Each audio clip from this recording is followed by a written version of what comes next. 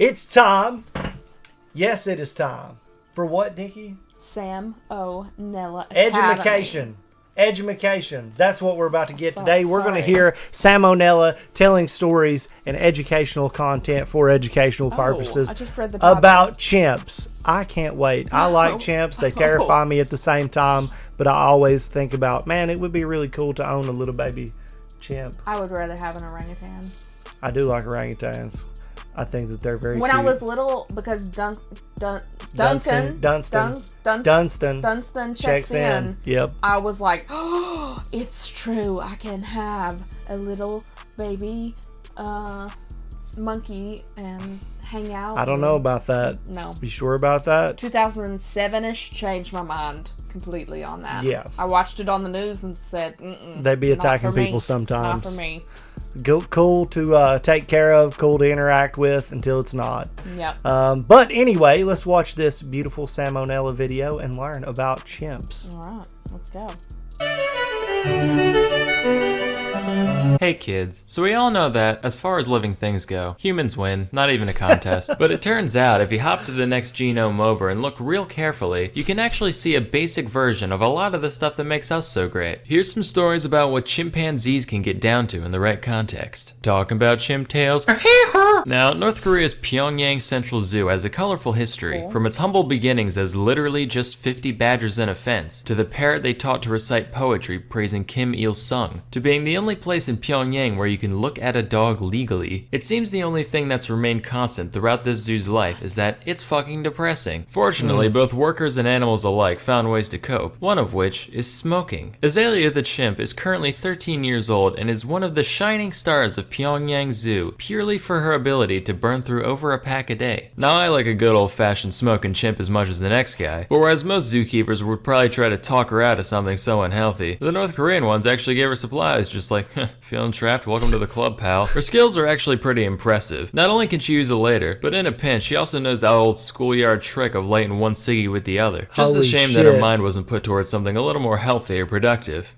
Nah, you know what? That's pretty dope, actually. I'm happy with that. Flashback to 1954. A chimp named Congo was born in the London Zoo. Little did anybody know, this ape was a prodigy. Out of curiosity, one of his zookeepers, named Desmond Morris, decided to give Congo a pencil and a piece of cardboard to see what he'd do. Almost immediately, he started drawing some rudimentary lines and shapes. Morris was like, whoa, and decided to let him try painting on for size. And what he saw was incredible. Congo created these beautiful renderings with a blend of realism and self-expression that would make even the great masters way. stare in awe. Nah, just fucking with you, they're garbage. But for a non-human, there's still something to be appreciated here. Congo had at least a very basic sense of composition. Like, you can see there's some balance to the images. Matter of fact, when his handler would make shapes on one side of the page, Congo would deliberately mark up the other side to maintain some kind of symmetry. He also had an artist's sense of self-entitlement, because whenever his owner tried to take away a picture before Congo thought it was finished, he'd literally go apeshit, all throwing a fit and screaming till Oh they my gave it God. back. But hey, painting done by a chimp. You know who likes pointless novelties like that? The incredibly rich.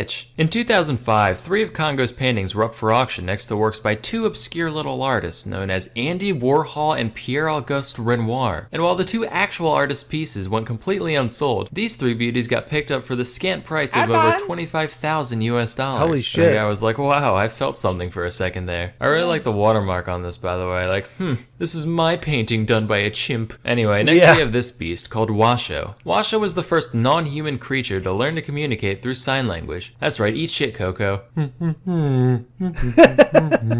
Prior experiments in chimp communication had attempted to teach him some basic spoken language, but after realizing that chimps are physically incapable of making most of the noises we do, they decided signing would be the better option. Washoe was raised in an environment similar to what a human child would experience, complete with toys, clothes, chores, and even being allowed to sit at the dinner table, in spite of what the Bible clearly says about that. The scientists raising Washoe made sure to only communicate in American Sign Language around her, in the hopes of establishing a true conversational rapport. Initially, they took a traditional Pavlovian approach by rewarding proper use of a new sign with food and tickles. But there were a couple problems with this. Firstly, the simple action reward setup meant that Washoe didn't have to really understand the words she was signing. Same way a parrot saying I love you in a YouTube video always does it with those cold, unfeeling eyes. Secondly, Washoe would break into a laughing fit whenever they tickled her, to the point where the lesson would be essentially over. So the researchers abandoned this and instead just let her learn through observation of her caretaker signing, with much better results even in the total absence of reward stimuli, and the only downside was that the job title of designated chimp tickler ceased to exist. In total, Washoe learned around 350 individual signs crazy. in ASL, and she'd even use these to formulate novel phrases for new objects. Like one time she wanted to talk about a thermos, but didn't know what a thermos was. She goes,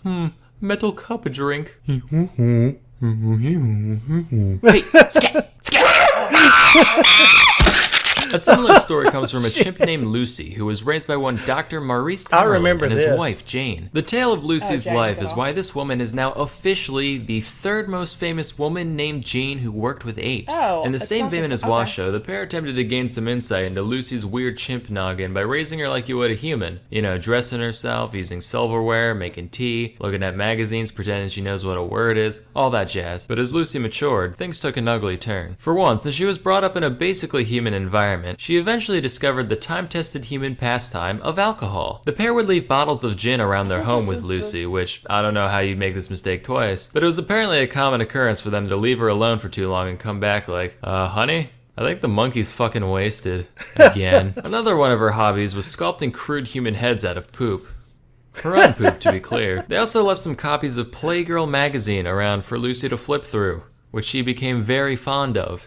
So fond, in fact, that she was caught multiple times, having relations with the vacuum cleaner. I don't understand the mechanics of it, because no source I found ever went into detail, and believe me, I wanted to know as much as you do. All I know is that, all things considered, some pretty exemplary tool use there. So the pair saw this, and they were like, alright, we gotta get this chimp laid, and fast. But the problem was, Lucy was conversing with people, eating with people, flicking the old chimp bean to people, so it's not a stretch to think that Lucy thought she was people. So imagine you're people, and you get thrown into an enclosure with a full-grown, horny male chimp. You'd have a fucking panic attack. And that's just what Lucy did. As the years went on, Lucy got more and more violent, regularly trashing the place to get out the frustration of not being able to comprehend what was so fundamentally unnatural about her existence. Finally, the couple had had enough and decided to take Lucy to a primate rehabilitation center in the Gambia, with the hopes that she could be forced to acclimate to primate life. She could barely cope with it at first, getting real depressed and hardly associating with the other apes. Which you'd be depressed too if you had to give up a life of American luxury complete with booze and vacuum fornicating to go live with chimps in the wild. But with the help of a graduate student named Janice, Lucy eventually came to accept her fate, and although she'd never mate with another of her kind, she ended up getting along with her troop well enough. About a year after leaving the rehab center, Janice came back to visit, and Lucy gave her a warm embrace before waddling back to the rest of the chimps. Aww.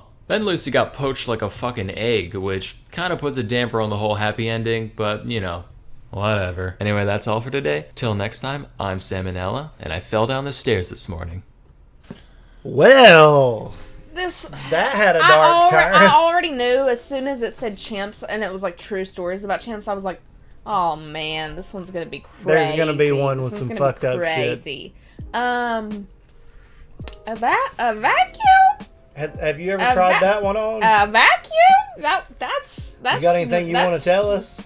That's a new one. That's a new one. I wondered what that weird smell was coming from the vacuum cleaner the other day. Oh my god, that's disgusting. I was like, what the hell? I'm assuming it was like the attachment. Which is so gross and dirty and just ugh. And then that dude, that could no. It also makes me think of Doofy.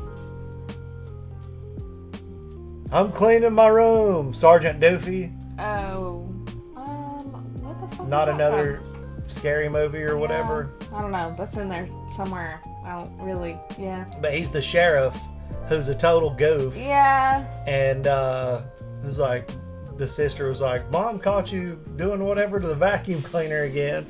And then there was a scene where you could hear it going, and he was like, don't come in my room. Because I'm in the vacuum. Yeah, pretty much. It would look at And look at Playgirls, man. I mean, Hog City, Hog Heaven. Flipping the old bean. So she'd get drunk and be like, oh, fuck yeah. And then... Party out. Yeah. There you go. But, like, it was really, really funny because, like, it showed, like, the depictions, the illustrations and everything. But then, like, oh, man, that's so fucked up. Mm-hmm. And then, like, they would just leave her and then she would just, like, rage the fuck out. Like, that's so sad. As it goes. That's sad. It is sad. That's the reason why they shouldn't be in captivity. They should be doing their own thing. Yeah. And then- how much research do we really need to know? And then, Like, what she all got do we really need to poached. know? So sad. Yeah, well, fucking. That's. Well, that's life. No, I mean, it's Jesus. nothing we can do about it now, but just be like, God damn, that sucks. That's sad. Yeah, people do really fucked up shit to those animals, and it's sad. That reminds me, I should tell y'all the Nikki Roomba story. Oh, God. Anyway, great video by Sam O'Nella. I feel like I've been educated. What about Yes. yourself? Yeah. And if you want to get further education at the Academy, just go subscribe to his channel. Check out the backlog of videos because it's tons of stuff that's interesting and fun to learn about, and sometimes horrible and just scarring. And Yeah. Anyway, great stuff. Glad you guys could join us, and we will see you in the next one. Bye.